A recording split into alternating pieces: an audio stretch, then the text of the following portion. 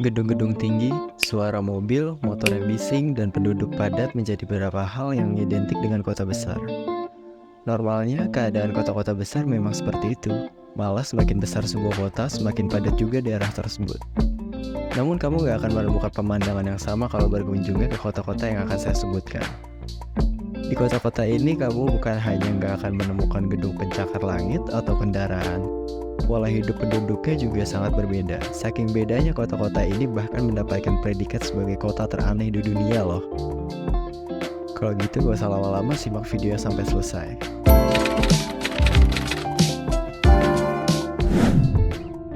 Busing am Hohen di Swiss dan Jerman. Sebuah kota seharusnya hanya dimiliki oleh satu negara. Namun hal itu tidak berlaku bagi kota ini. Kota ini terletak di perbatasan antara Swiss dan Jerman. Uniknya, meski secara administratif kota ini masuk wilayah Jerman, namun penduduknya bekerja di Swiss dan menggunakan mata uang franc milik Swiss sebagai alat pembayaran. Gak cuma itu, penduduknya juga memegang 2 nomor dan 2 kode pos, yaitu Jerman dan Swiss. Menariknya lagi, polisi Swiss bisa dengan santainya memasuki kota ini untuk menangkap penjahat yang mengadilinya sesuai dengan hukum yang ada di Swiss. Coober Pedy, Australia. Mendapat predikat sebagai the opal capital of the world, Coober Pedy adalah sebuah kota pertambangan batu opal di Australia berpenduduk 3.500 jiwa. Uniknya, setengah dari mereka tinggal di bawah tanah. Selain dikenal sebagai pertambangan opal terbesar, kota ini juga terkenal dengan pemukiman bawah tanahnya.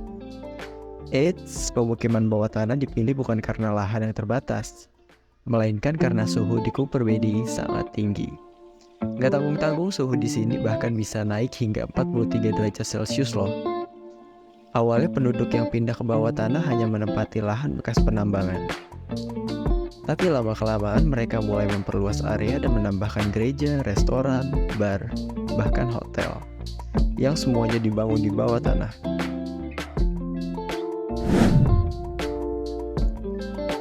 Longyearbyen di Norwegia. Terletak di Norwegia, kota Longyearbyen merupakan kota paling utara sekaligus menjadi salah satu yang terdingin di dunia. Lokasinya yang dekat dengan kutub utara membuat matahari nggak bekerja dengan normal di sini. Matahari hanya akan muncul selama 8 bulan, terbenam terakhir kali pada tanggal 25 Oktober, dan baru akan terbit lagi sekitar bulan Maret di tahun berikutnya. Namun yang menarik dari kota ini bukan cuma soal matahari, tetapi juga aturan yang diterapkan oleh pemerintah setempat. Salah satu yang paling aneh adalah penduduk maupun pendatang gak boleh meninggal dan dikuburkan di kota ini.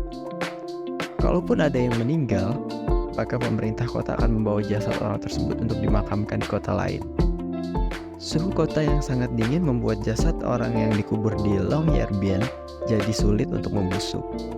Lama-kelamaan hal itu akan mengundang datangnya binatang liar. Untuk menghindari hal-hal yang tidak diinginkan, pemerintah melarang untuk menghembuskan nafas terakhir mereka di Longyearbyen.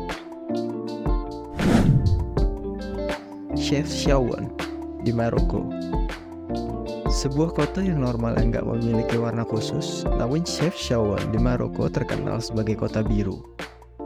Nama ini diambil karena seluruh bangunan di kota ini dicat biru.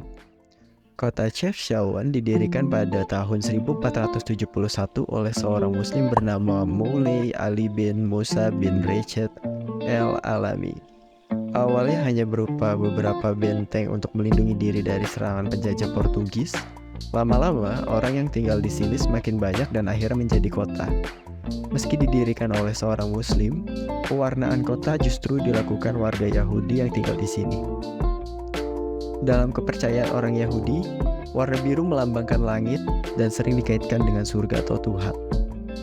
Pada akhirnya bangunan yang tadinya berwarna putih dicat menjadi biru dan bertahan hingga sekarang.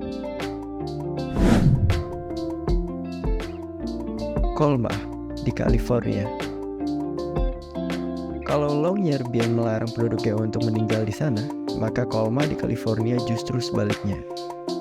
Di kota ini kamu akan menemukan bahwa populasi orang meninggal lebih banyak dari yang hidup. Kota Colma berpenduduk sekitar 1.500 jiwa. Namun ada 1,5 juta orang yang dimakamkan di sini. Mengingat jumlah kuburannya jauh lebih banyak dari orang yang hidup, maka dari itu gak heran kalau kota ini mendapatkan julukan sebagai kota mati. Buat kita yang biasa hidup di kota yang normal, hidup di kota-kota teraneh di dunia ini pasti akan terasa sulit. Namun hal itu tidak akan berlaku bagi penduduk di sana, karena menurut mereka kehidupannya sama normalnya dengan hidup kita. Jadi gimana? Berminat untuk pindah kota dan tinggal di salah satu kota yang disebutkan tadi? Kalau gitu bisa komen di bawah.